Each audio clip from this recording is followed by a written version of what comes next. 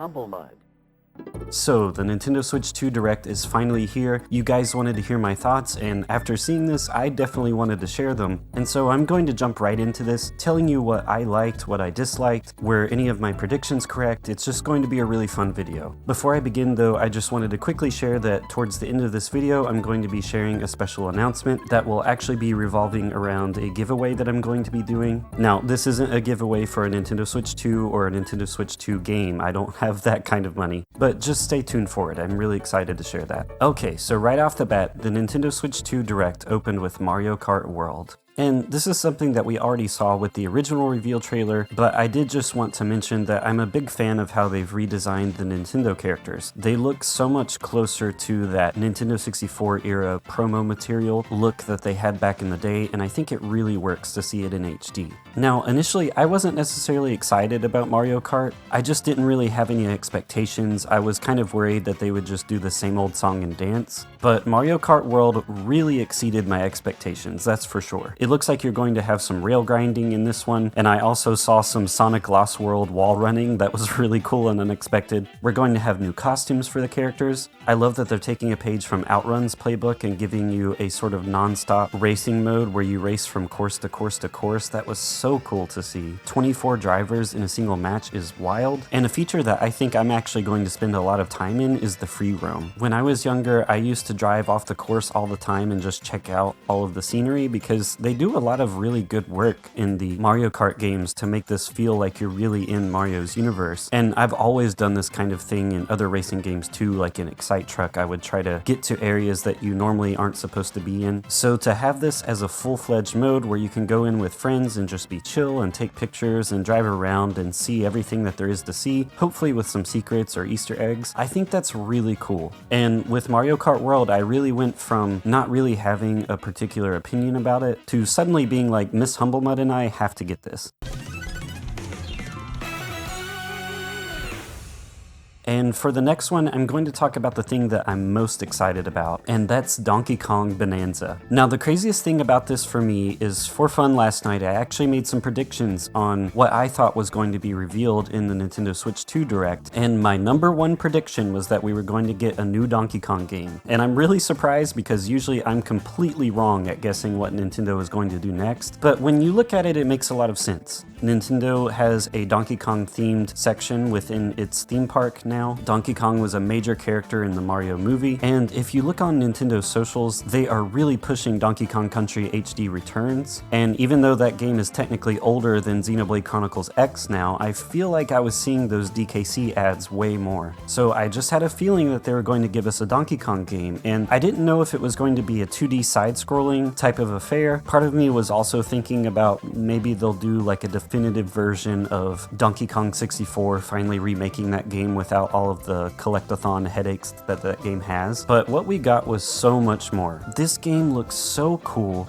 Having a full 3D Donkey Kong game. This is basically Donkey Kong Odyssey, and I'll make another quick prediction here. I'm pretty sure this game is running in the Mario Odyssey engine. The look of this game and a lot of the gameplay mechanics that I'm seeing remind me of certain things that you can do in Mario Odyssey, and to me that's only a good sign, because if it's true that they're building this game off of the Mario Odyssey engine, that means they've probably got a well-oiled machine that's going to result in a really good new Mario game as well. I know a lot of people were predicting a new Mario or Zelda game, but something within me just told me they weren't going to do that this time. When we looked back at the Nintendo Switch Direct last week, you could see that they were reviving all of these old franchises, and with Metroid Prime 4 obviously being one of the big ones that they were focusing on, I was like, I think Nintendo has their finger on the pulse of what people want, but what they're not going to expect.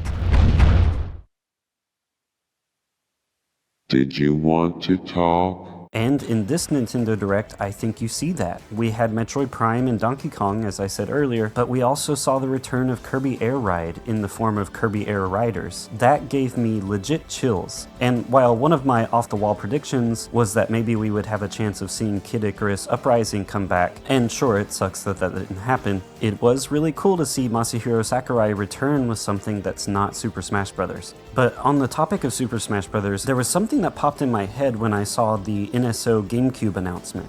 you're going to be able to play select classic GameCube games on the Nintendo Switch 2, which is super hype. I know some people are going to be upset about Wind Waker HD not being a thing, but while they complain about it, we can just play Wind Waker on the Switch 2. But one thing I noticed and was so hyped for because I love F-Zero GX is that they mentioned that multiplayer games like F-Zero GX are going to have online multiplayer, which is a dream come true for me. But again, back to Super Smash Bros., that makes me think, like, what if there's sort of a revitalization of Super Smash Bros. Melee? If that game gets added back, you know people are going to want to play that online. So I'm really interested to see how the GameCube NSO rollout goes. And looking at the games that they're planning to add to that service, it's really, really exciting stuff. Now, of course, another thing that Nintendo always brings to the table is new hardware innovations. And while it was rumored for a long time that mouse controls were going to be a thing, I'm still personally pretty excited and hyped to see how the mouse controls work. The fact that they're also going to be integrated with gyro controls is really exciting, and you just know that we're going to see a lot of third-party mouse peripherals coming out for this console. Playing Metroid Prime 4 with mouse controls is going to be so sick. The C button I was hoping would be a connect button, as if Nintendo was going to bring back something like Miiverse for the Nintendo Switch 2, but it actually ended up being a chat function. And at first I was actually kind of on the fence about this, not because I didn't want voice chat, but because when I saw the screen and saw that they were doing that kind of Teams chat thing where your screen was smaller because you were also seeing the other people's screens, even if they weren't displaying any gameplay footage, I was like, oh man, Nintendo is kind of doing that Nintendo thing where they're behind the times. But once I saw that you can actually update the size of your own screen and make it full screen, I was like, okay, we're good now. Now I'm hype about this. I think it's also really cool that you can be playing with other friends and you can see their footage on screen, and it really just helps bring the Switch 2 to the modern era. These were admittedly some features that the Switch 1 should have had, but having it on this console finally after all these years is going to be really exciting. And I think something that Nintendo is looking to do really well this time around is bringing people back together again. Having those 4-player experiences, having those online experiences, that was Nintendo's bread and butter for generations, and I think that's what they're trying to do here with the Switch 2. Of course, we're going to see a higher resolution, 1080p on the handheld mode, and it's able to get up to 120 FPS, HDR. It can get into 4K when docked, which is not something I expected. I actually thought they might, do another Nintendo type thing there, but they're doing 4K now. That's really, really cool. I did notice that the games are going to be at a fixed 60 FPS when they're in 4K. That was in the fine print, but hey, that's totally fine for me. I also really like the idea that there are 2 USB-C ports. That's just going to make things really handy, and as a quote content creator, I'm wondering if maybe I can use like a USB-C to HDMI to more easily capture footage directly from the Switch on the go if I need to. Plus, I think something that was really smart on Nintendo's part with that Nintendo Switch camera is having that sort of green screen effect where you can kind of see yourself over the footage of the gameplay. That lends itself naturally to Let's Players and things like that. I'm calling it now. I'm looking forward to seeing Good Vibes Gaming playing some multiplayer games together where you can see all the guys together on screen. That's going to be so fun. Another thing that they confirmed is that digital and physical Nintendo Switch games are going to be compatible with the Switch 2, which was something they hadn't explicitly confirmed yet and was something that I thought was going to be a reality, but was also worried that maybe they were going to only do a digital only type thing. I know some people were concerned about the sort of convoluted nature of the virtual game card sharing, but I hope that seeing that they're allowing game share in general kind of alleviates some of those concerns. It looks like we're going to have a lot of options to be able to share games with people with this new console, and I'm in full support of it. Some other stuff I was really excited about was seeing that there is going to be a Project 007 made by IO Interactive. I've never had this thought before, but man, the guys behind Hitman working on a 007 game, that has to be one of the coolest things of all time. It's a match made in heaven. They are bringing back Hyrule Warriors, which now, while seeing it, it makes a lot of sense. It was not something I predicted at all, so that was kind of welcome. I still prefer Hyrule Warriors Definitive Edition the most, but I think this is going to be really cool, especially for the fans of Zelda lore. Duskbloods coming from Software. Oh my gosh.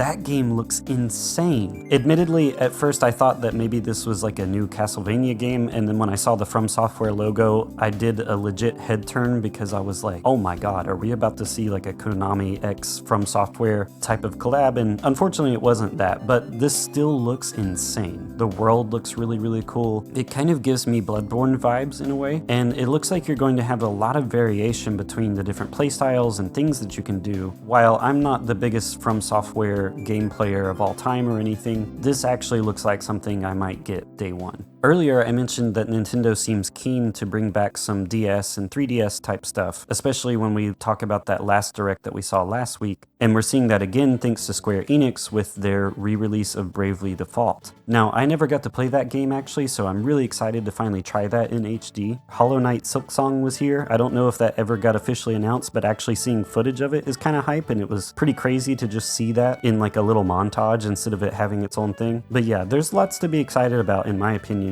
And so yeah, a lot of my predictions that I made were correct, that Nintendo is going to have a focused third-party lineup this time around. They really don't want to repeat that curse that they've had with consoles like the Wii U, where they just didn't have a strong initial showing and they had confused messaging, and so they really needed to make sure they do the exact opposite of that with this one. And I think the third-party lineup is looking really, really good. If you notice, they referred to these people as their partners. They used the word partners several times, and I think that also bodes well because it shows that Nintendo has really strong relationships and are working really hard to build those strong relationships with third-party devs, and that makes me think that this generation is going to be really exciting for Nintendo Switch 2 owners. Even when it comes to genres that I don't particularly care about, like sports games, it's also really big that Nintendo is partnering with EA because games like Madden, the soccer games, all of that stuff is really popular, and again, it's only going to be a win-win for Nintendo bringing more people to this console. Now, there are some things in this Direct that I wasn't a huge fan of, so I wanted to make sure I talk about those, and I just wanted to see what you guys thought about this stuff as well. The first is that the Nintendo Switch 2 Welcome Tour is a paid digital app. I understand that they've got to recoup their money, but I really feel like this should have been a pack-in, similar to something like Astro's Playroom on the PS5. I actually think this looks really cool, and if you have stuck with my channel for a while, you know I love stuff like Namco Museum, so having a sort of Nintendo Museum take on that was actually pretty exciting for me. I was just a little let down there because this screams like Nintendo pack-in game, right? I would just expect this to be installed on the homepage as soon as I boot this thing up.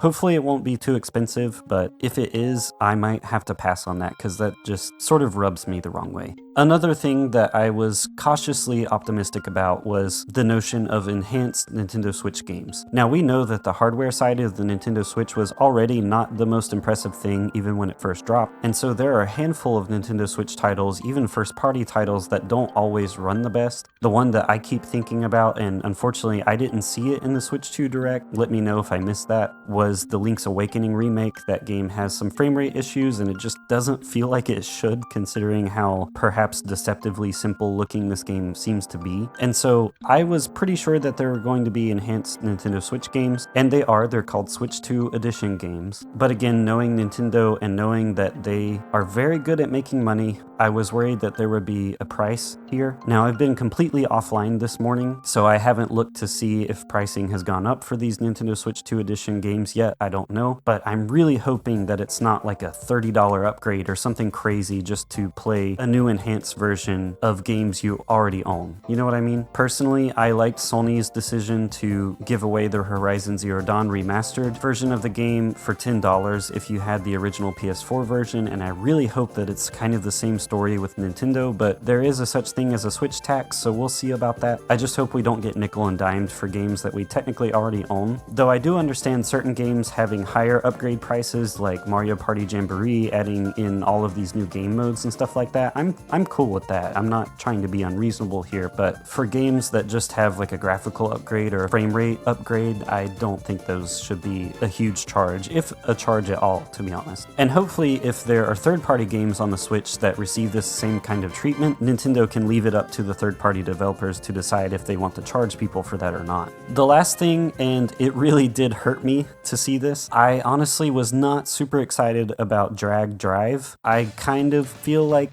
a lot of other people are probably going to think the same way that I did. It just didn't look very exciting. It doesn't look very Nintendo to me. The game sort of almost looks like a mobile game, and if you like the look of this game, I'm really happy for you. I'm not trying to crap all over your excitement, so please don't take it like that. This is just how I personally feel, but if I was going to play a modified futuristic sports game, I feel like I would just rather play Rocket League. I think the motion of dragging back and forth just to move is going to be kind of exhausting, and I feel like this is going to be one of those things where Nintendo experiments a little bit and it just doesn't work. But the true reason that this hurt me so much to see, physically caused me pain, was that when I saw the motions of the Joy-Cons going back and forth, I was like, oh my god, they're going to bring us an ARMS 2. And I thought, this is going to be cool. They're giving ARMS a second chance. That game deserved more attention. That game deserved more content. I kind of feel like it was just put out there, and because it didn't do maybe as well as Nintendo hoped, it just kind of died and fell off shortly. And I thought, this is going to be it. This is going to be it right here. And then we got this game instead. So I'll admit part of that was just my own brain overhyping myself, like I did with the Castlevania X Konami thing I was talking about earlier with Duskbloods. But yeah, going from the notion of a potential ARMS 2 to this game, that hurt me, I'm not gonna lie. Overall, though, I'm really excited about this. I think Nintendo weirdly has their finger on the pulse of what people want in comparison to some of their previous efforts, and I'm personally feeling pretty optimistic about this. Now, if you're disappointed in the lack of a big mainline Zelda or Mario, I understand that, but I would say don't worry about it. I think that's coming soon. I think what they're doing right now is sending out that first wave of these IPs that aren't quite as big, Kirby, Donkey Kong, Metroid, and so on, as well as these reboots of smaller franchises, and they're seeing what sticks. And hopefully at least some of these are going to be major successes and will enter the best era of Nintendo ever, where they start bringing back old franchises. Like maybe we'll see Star Fox one day, maybe we'll see a new F-Zero one day, but they're going to have those big heavy hitters, so I wouldn't worry about it. The fact that this is releasing in June, which I had heard but wasn't sure if I believed or not, also kind of just reinforces this for me. I wouldn't be surprised if a big Mario mainline game gets announced closer to the holiday or right after the holidays. Just keep your eyes open. I'm not worried about that, and I don't think that you should be either. But yeah, most certainly I'm going to be getting Donkey Kong Bananza. I am so hyped for that. It looks like it's going to be one of my new favorite titles. So excited for that. I hope it's better than Mario Odyssey. Like, give me everything Donkey Kong. Okay, and as I promised earlier, I said that I was going to have a special announcement that's related to a giveaway that I'm going to be doing. On top of this video, I am also working on a bonus video where I'm going to be covering this indie game that was sent to me called Merchant 64. This is a game that won't be for everyone, but it is a cozy game that I really enjoyed. I love the developer Suit and Tie's artwork. I think they are fantastic at what they do, and this was a game I actually had wishlisted and planned on paying for myself, but since I received it for free, I thought I would still kind of achieve the same goal by purchasing this game for one of you guys. So I'll be working on a review for this game this week as well. I'll have 2 videos this week, so this is kind of a bonus episode, and in that video I'll be going over the details on how you can enter to win a copy of this game if you're interested in it. So yeah, thanks for hanging out with me, guys. Let me know what you think. Let me know what you were excited about, what you liked, what you don't like. Do you think you're going to pick up the Switch 2? Do you think you're going to hold off from picking it up? I'll admit I wasn't expecting it to come out this summer, so I'm gonna have to suddenly start saving up some money for this, but I'm excited to take this journey with you guys. This is the first new console launch since I started my channel, and there's nothing more exciting than that. There's gonna be so many new things to experience and talk about. So yeah, I'm getting really rambly at this point, but it's just because I'm very excited, and I hope that you guys can feel that, and I hope you are too. If you're still here, thanks so much for watching, and as always, stay humble.